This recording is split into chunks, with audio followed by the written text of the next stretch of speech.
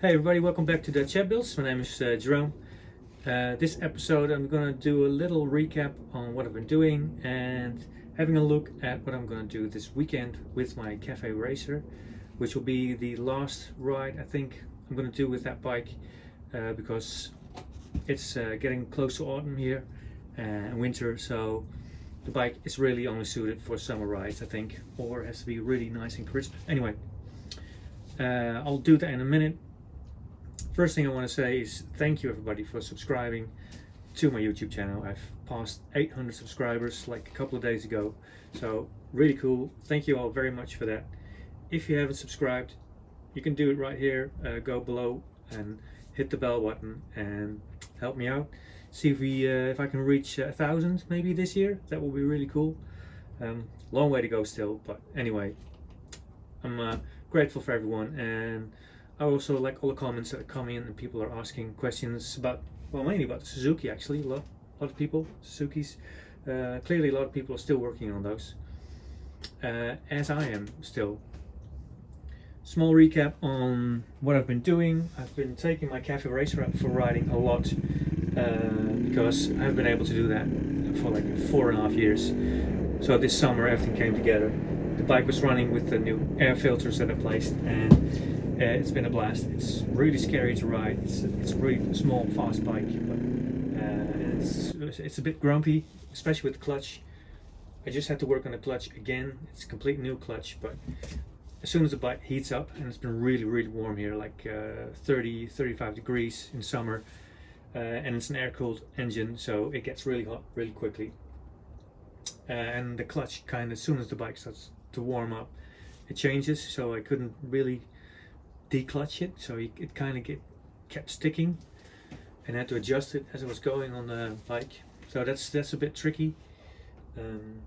Other than that, it's been working perfectly. The motor gadget's done perfectly. The tank is still good, and yeah, I'm really happy with it. People really like the bike. They really like the look of it, so clearly I did something good.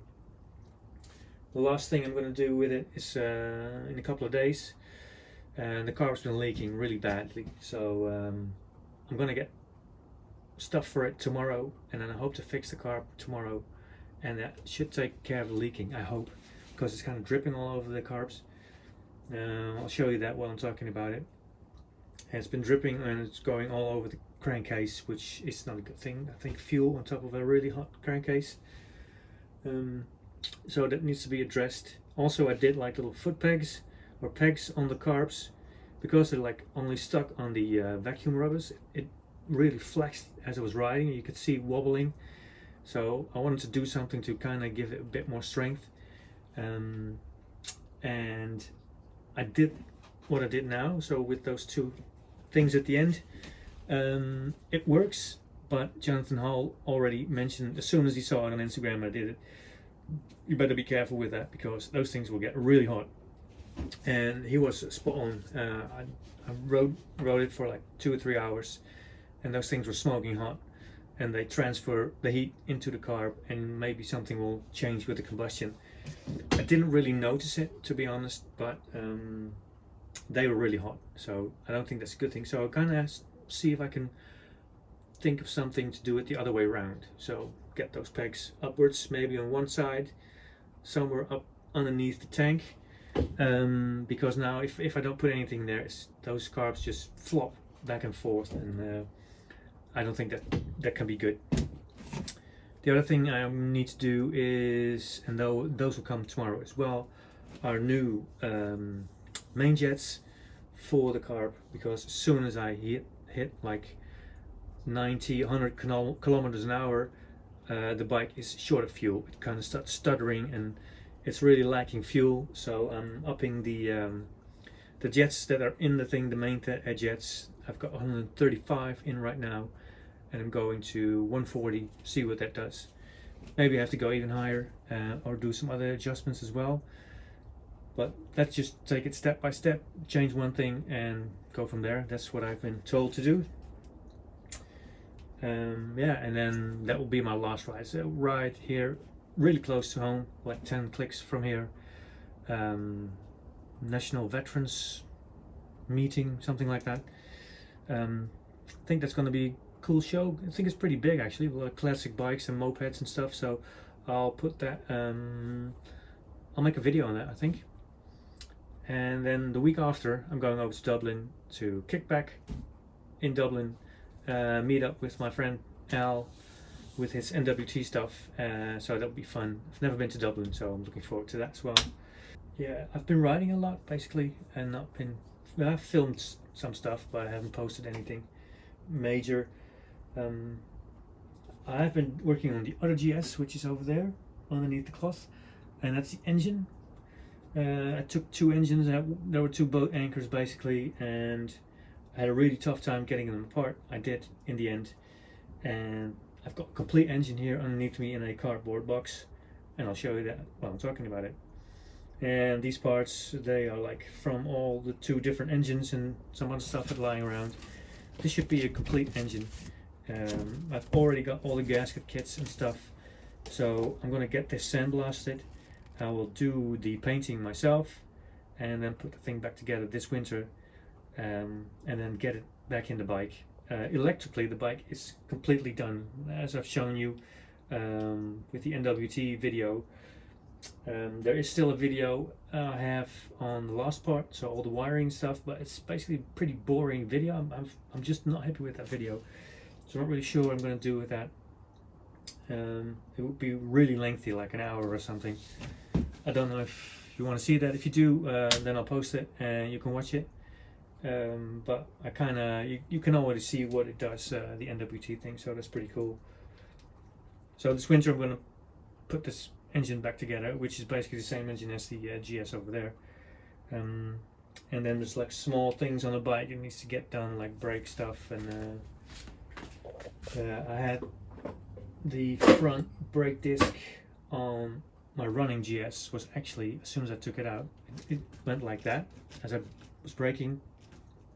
So I assumed straight away that the disc brake was bent. So I swapped it over from the one that's over there, and yes, that was fixed immediately. So the bike brakes now perfectly.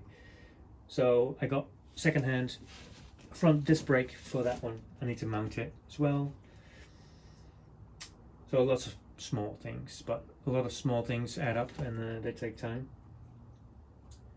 And I've been working on the tank. Where is it? It's over there. How to do that? It's over there.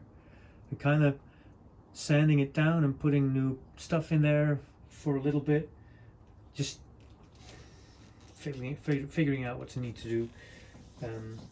But it's such a dirty job, so I don't want to mess up all the shit here. So I'm kind of not wanting to do that.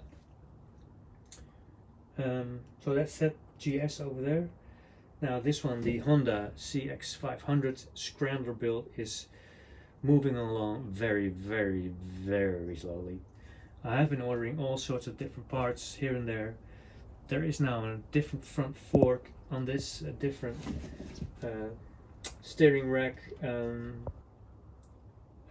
Needs, but I still need the original caliper for the FT500, which this thing is, because I was trying to work it out with the Cx500 stuff, but it doesn't work. So I'm still looking for a second-hand front caliper and front disc brake for an Honda FT500, which is this front end. I'm kind of disappointed at how much it raised the engine in the end. It was only like this much, I think. So I don't know, that's not a lot. It's something, so yeah. Other than that, I've been really struggling with this, trying to decide what to do and how to make it look, and yeah, it's not coming along very quickly, I have to say.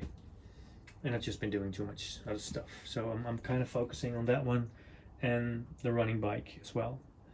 The other bike that I'm running is the Honda Cx500. It's not in the shed right now, I've got it somewhere else. I've been riding that every day to work.